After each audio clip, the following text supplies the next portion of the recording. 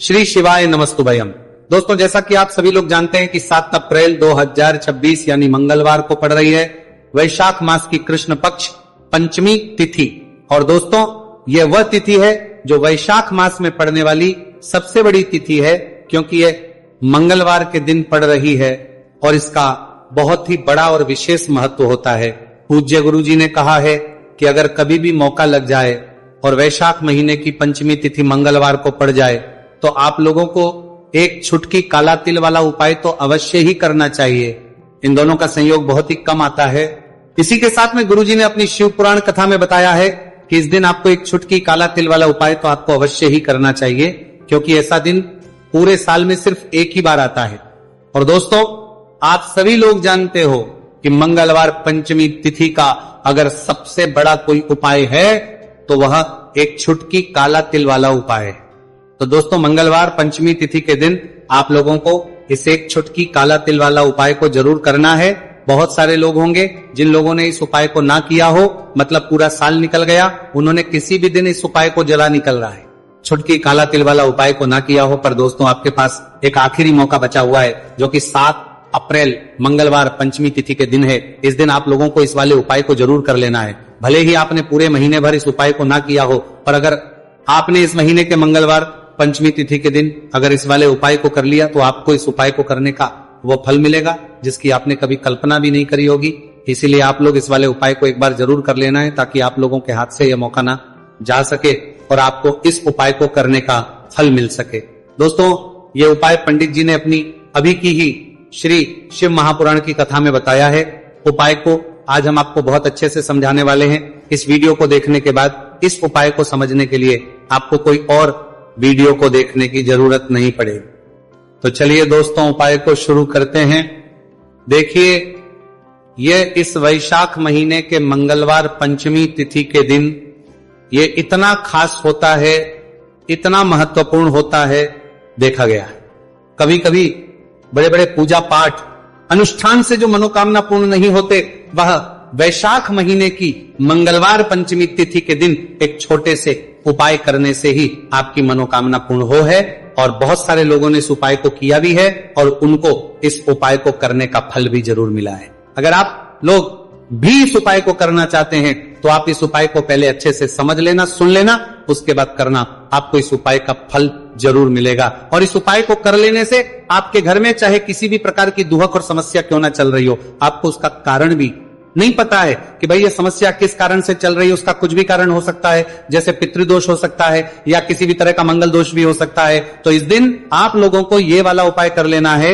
ये एक ऐसा उपाय है जिस उपाय को अगर किसी विशेष दिन पर किया जाए तो भाई उस विशेष दिन का जो है वह तो हमें मिलता ही मिलता है, पर हमने उस दिन पर इस उपाय को किया है तो हमें उससे भी बड़ा फल मिलता है, और फल बहुत जल्दी मिलता है, क्योंकि आप इस उपाय को बहुत ही बड़े और विशेष दिन पर रहे हो। तो चलिए अब उपाय के बारे में बात करते हैं। लेकिन उससे पहले आप लोगों को ये जानना आवश्यक है कि आखिर ये उपाय किस समय करना है, किसको करना है और कैसे करना है। तो चलिए हम आगे आपको वीडियो में एक एक करके बता देते हैं। लेकिन उससे पहले अगर आप लोग हमारे चैनल पर पहली बार आए हैं या फिर मेरी आवाज आज पहली बार सुन रहे हैं, लाइक करके कमेंट बॉक्स में श्री शिवाय नमस्तुभयम ओम नमः शिवाय जरूर टाइप कर देना।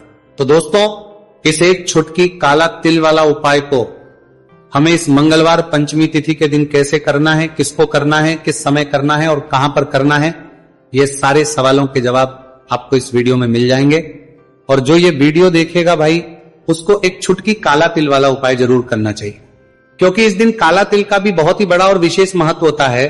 और बात आ जाए एक छुटकी काला तिल वाला उपाय की, तो ये सोने पे सुहागा वाली बात हो जाती है और ये एक बहुत ही बड़ा उपाय हो जाता है इस मंगलवार पंचमी तिथि का।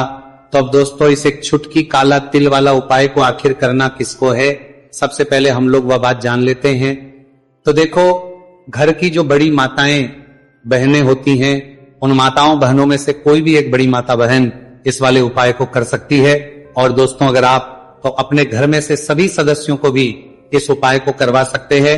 अगर किसी व्यक्ति की खुद की कोई मनोकामना है, खुद की कोई दुख और परेशानी है जो कि वो अपने लिए ही करना चाहता है, इस वाले उपाय को तो वो खुद अपने लिए भी कर सकता है। बाकी अगर कोई घर में से ऐसा है जो कि अपने पूरे घर परिवार की सुख और शांति के लिए यह वाला उपाय करना चाहता है, तो भाई वो भी कर सकता है, उसमें भी कोई दिक्कत वाली बात नहीं है। कहने का मतलब है कि इस उपाय को हर एक सदस्य भी कर सकता है और पूरे घर परिवार के सदस्य के लिए घर की बड़ी माताओं बहनों में से कोई एक माता बहन भी कर सकती है।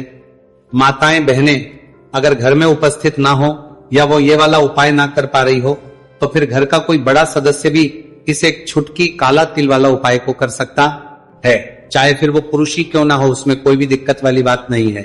उसके बाद में दोस्तों जो अगला प्रश्न निकल आता है वो ये आता है इस उपाय को लेकर कि आखिर इस उपाय को हमें किस समय करना है, सुबह के समय करना है कि शाम के समय करना है। तो देखो इस वाले उपाय को आप लोग सुबह के समय भी कर सकते हो और शाम के समय प्रदोष काल में भी कर सकते हो।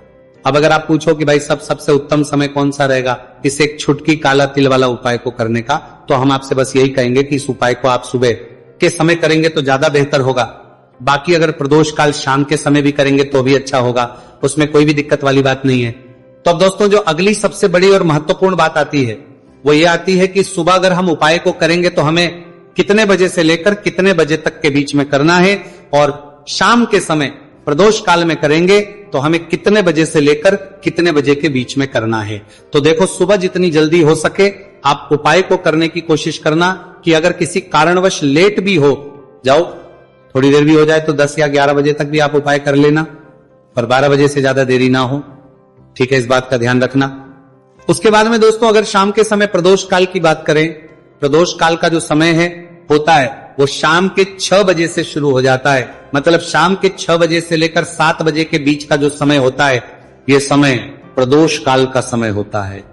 तो आप उपाय को 7 या 8 बजे के बीच में भी कर सकते हो, मतलब शाम के 6 बजे से रात 8 बजे के बीच में आप कभी भी इस वाले उपाय को कर सकते हो, उसमें कोई भी दिक्कत वाली बात नहीं है। देखिए यदि आपके जीवन में संकट बहुत ही अधिक चल रहे हो, समस्याएं बहुत ही अधिक चली हो, एक एक रूप खर्च करने आपको बस ओढ़ रहा है, भूमि से जुड़ी हुई कोई भी समस्या हो या फिर आपके विवाह से जुड़ी हुई कोई भी समस्या हो या आपके व्यापार से जुड़ी हुई कोई भी समस्या हो, तो आपकी ये सारी समस्या इस मंगलवार पंचमी तिथि के दिन समाप्त होने वाली है। तो चलिए दोस्तों जानते हैं उस विशेष उपाय के बारे में। देखिए इस वीडियो में हम पूज्य गुरुजी द्वारा बताए गए 3 बहुत ही चमत्कारिक उपायों के बारे में जानेंगे। देखिए ये जो उपाय है आपके जीवन से दुर्भाग्य का तो अंत करेंगे ही, साथ ही साथ यदि आपके जीवन में धन की समस्या चल रही है तो वह सभी भी आपकी समाप्त हो जाएंगी। देखिए गुरुजी ने बताया है कि जब भी मंगलवार पंचमी तिथि का दिन पड़े तो हमें कर्ज मुक्ति के लिए कुछ उपाय करने चाहिए, इसी के साथ हमें धन प्राप्ति, भूमि से जुड़े कार्यों और विवाह के लिए भी उपाय करने चाहिए। तो चलिए दोस्तों जानते हैं गुरुजी द्वारा बताए गए सबसे पहले उपाय के बारे में। देखिए ये उपाय विशेषकर उन लोगों को करना है जिनकी भूमि से जुड़ी कोई भी समस्या चल रही हो, यानी कि उनकी भी जमीन से जुड़ी हुई समस्या चल रही है, यानी कि जो लोग मकान खरीदना चाहते हैं या फिर उनका खेत से जुड़ा कोई भी केस चल रहा है या फिर जिनके भी विवाह में विलंब हो रहा है या फिर जिन भी लोगों के जीवन में कर्ज बहुत ही अधिक बढ़ने लगा है, कर्ज जो है वो चुका नहीं पा रहे हैं, तो गुरुजी ने कहा है कि ऐसे लोगों को ये उपाय करना चाहिए। देखिए इस उपाय के लिए आपको थोड़े से काले तिल ले लेने हैं। देख आपको मात्र 1 चुटकी काले तिल ले लेने हैं, इसी के साथ में आपको थोड़ा सा शहद ले लेना है, फिर सबसे अंत में आपको 1 लोटा शुद्ध जल ले लेना है। तांबे के पात्र के अंदर आपको अपने घर से शुद्ध जल ले लेना है और इन सभी सामग्रियों को आपको लेकर के पहुंच जाना है भगवान शिव के मंदिर में। देखिए पूज्य गुरुजी ने बताया है कि इस उपाय को आप सुबह से लेकर के शाम तक किसी भी समय में कर सकते हैं। देखिए मंदिर पहुंचने के आप जो काले तिल लेकर के गए थे उनमें आपको थोड़ा सा शहद लगा लेना है। देखिए आप जो शहद लेकर के आए हैं उस शहद में आपको ये काले तिल अच्छे से डुबो देना है और शहद से युक्त ये जो काले तिल हैं इन्हें आपको शिवलिंग पर अर्पित कर देने हैं या फिर आपको शिवलिंग के चारों तरफ अच्छे से काले तिल का लेपन कर देना है। पूज्य गुरुजी ने बताया है कि लेपन करते समय यदि आपके जीवन में कर्ज से जुड़ी समस्याएं चल रही हैं, लेपन करते समय आपको आर्यन मुक्तेश्वर महादेव का स्मरण करना है या फिर आपके जीवन में विवाह से संबंधित या फिर जमीन से संबंधित कोई भी समस्या चल रही है तो फिर आपको मंगलेश्वर महादेव का स्मरण करना है। इसके बाद जो आप जल लेकर के आए हैं उसे आपको धीरे धीरे शिवलिंग पर अर्पित कर देना है तथा आपको लगातार शिव महापुराण के मूल मंत्र श्री शिवाय नमस्तुभयम इस मंत्र का जाप करते रहना है। पूज्य गुरुजी ने बताया है कि सिर्फ एक मंगलवार पंचमी तिथि यह उपाय करके देखना, और आप स्वयं देखेंगे कि 2 से 3 महीने के अंदर आपके जीवन से जुड़ी हुई जो भी समस्याएं हैं, बस सभी समस्या बहुत ही जल्द महादेव की कृपा से दूर होने लगेगी। तो दोस्तों, इस प्रकार से आपको ये पहला उपाय ना है।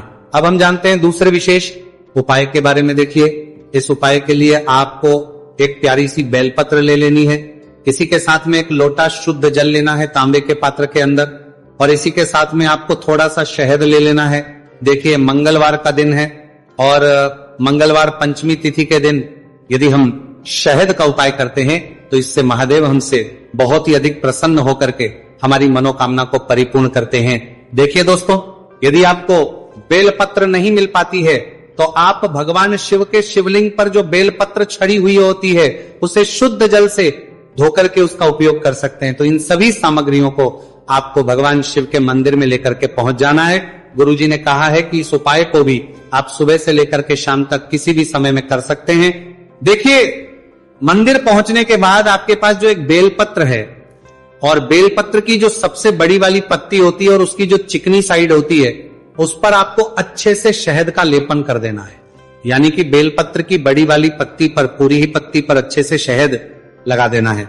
अब देखिए, ये जो बेलपत्र है इसे आपको अपने सीधे हाथ की हथेली पर रखना है और आपके जो भी कार्य अटक रहे, देखिए बहुत से लोग ऐसे होते हैं जो अपने नौकरी को प्राप्त करने के लिए सालों से तैयारी करते हैं लेकिन उनको नौकरी नहीं प्राप्त हो पाती है। बहुत से ऐसे लोग होते हैं जो बहुत ही मेहनत करते हैं, धन भक्ति के लिए बहुत अधिक प्रयास करते हैं लेकिन फिर भी उनको धन प्राप्त नहीं हो पाता है। तो गुरुजी ने बताया है कि जब भी आपको अपने कार्यों में सफलता ना मिले तो फिर आपको मंगलवार के दिन इस उपाय को अवश्य करना चाहिए। देखिए, अब आपको जिस भी कार्य में सफलता प्राप्ति करनी है उस कार्य को सफल बनाने के लिए आपको महादेव से प्रार्थना कर लेनी है और फिर ये जो एक बेलपत्र है इसे आपको भगवान शिव के शिवलिंग पर अर्पित कर देनी है। देखिए, बेलपत्र की चिकनी साइड जिस पर आपने शहद लगाए है वह शिवलिंग से स्पर्श रहेगी और इसकी जो डंडी है वो आपको जलाधारी की ओर रखनी है। इस प्रकार से आपको ये बेलपत्र अर्पित कर देनी है। अब देखिए, आप जो एक लोटा जल लेकर के आए हैं उसे आपको भगवान शिव के शिवलिंग पर धीरे धीरे अर्पित कर देना है। श्री शिवाय नमस्तु भयम इस मंत्र का जाप करते हुए देखिए, जैसे ही ये जल शिवलिंग से होकर के जलाधारी की ओर बह करके आएगा तो इसे आपको थोड़ा सा अपने सीधे हाथ की हथेली में झेल लेना है। इस जल को आपको अपनी दोनों आंखों पर लगा लेना है और इस जल का थोड़ा सा छिड़काव आपको अपने शरीर पर कर लेना है। पूज्य गुरुजी ने बताया है कि जब भी हम मंगलवार के दिन शहद वाली बेलपत्र शिवलिंग पर अर्पित करते हैं तो इससे हमें महादेव हर कार्य में सफलता प्राप्त करवाते हैं। यदि हमें अपनी मेहनत करने के बावजूद भी पर्याप्त मात्रा में सफलता नहीं मिल पा रही है तो गुरुजी ने कहा है कि आपको मंगलवार पंचमी तिथि के दिन यह चमत्कारिक उपाय अवश्य ही कर लेना है। अब दोस्तों, हम जान लेते हैं गुरुजी द्वारा बताए गए तीसरे विशेष उपाय के बारे में। देखिए, इस उपाय के लिए भी आपको मात्र एक लोटा शुद्ध जल ले लेना है तांबे के पात्र के अंदर। फिर इसी के साथ में आपको एक प्यारी सी बेलपत्र ले लेनी है। बेलपत्र आपको ध्यान रखना है कि कैसे भी कटी हुई खंडित नहीं होनी चाहिए। अब देखिए, मात्र 2 सामग्री लेकर के आपको भगवान शिव के मंदिर में पहुंच जाना है। पूज्य गुरुजी ने बताया है कि यह उपाय विशेषकर उन लोगों को करना है जिनकी कोई भी विशेष मनोकामनाएं जो कई दिनों से परिपूर्ण नहीं हो पा रही, चाहे वो विवाह से संबंधित हो, नौकरी से संबंधित हो, व्यापार से संबंधित हो, चाहे किसी भी प्रकार की मनोकामना है जो परिपूर्ण नहीं हो पा रही है, तो उसके लिए आपको ये उपाय करना है। देखिए, इस उपाय को भी आप सुबह से कि शाम तक किसी भी समय में कर सकते हैं। देखिए, मंदिर पहुंचने के बाद सबसे पहले तो आप बेलपत्र लेकर के आए हैं, उसे आपको अपने सीधे हाथ की हथेली पर रखना है और आपको महादेव से प्रार्थना करनी है कि हे मेरे महादेव, मेरी ये जो मनोकामनाएं बहुत दिनों से अधूरी है, मैंने कई प्रकार के उपाय कर लिए हैं, कई प्रकार के व्रत कर लिए हैं, लेकिन अभी तक मेरी मनोकामना परिपूर्ण नहीं हो पाई है। तो उस मनोकामना को परिपूर्ण करने के लिए प्रार्थना करनी है और ये एक बेलपत्र आपको शिवलिंग पर अर्पित कर देनी है। देखिए, बेलपत्र की जो चिकनी साइड है वह शिवलिंग से स्पर्श रहेगी और इसकी जो है वो आपको जलाधारी की ओर रखनी है। इस प्रकार से आपको यह बेलपत्र अर्पित कर देनी है। इसी प्रकार से आपको यह बेलपत्र अर्पित करनी है। अब देखिए, आप जो एक लोटा शुद्ध जल लेकर के आए हैं इसे आपको धीरे धीरे शिवलिंग पर अर्पित कर देना है। इस मंत्र का जाप करते हुए देखिए, जल अर्पित करते हुए आपको कम से कम 11 बार श्री शिवाय नमस्तु भयम या फिर ओम नमः शिवाय इस मंत्र का जाप कर लेना है। पूज्य गुरु जी ने बताया है कि जो भी व्यक्ति 7 तामा नमस्तु भयम गिली अप्रैल मंगलवार पंचमी तिथि के दिन शिवलिंग के सामने इस उपाय को करता है तो उसकी जो भी मनोकामना है वो महादेव की कृपा से निश्चित ही परिपूर्ण हो जाती है। तो दोस्तों, ये थे पूज्य गुरुजी द्वारा बताए गए कुछ बहुत ही खास उपाय। अगर आपको जानकारी अच्छी लगी हो तो वीडियो लाइक करिएगा। मिलते हैं फिर एक नए वीडियो के साथ। श्री शिवाय नमस्तु भयम।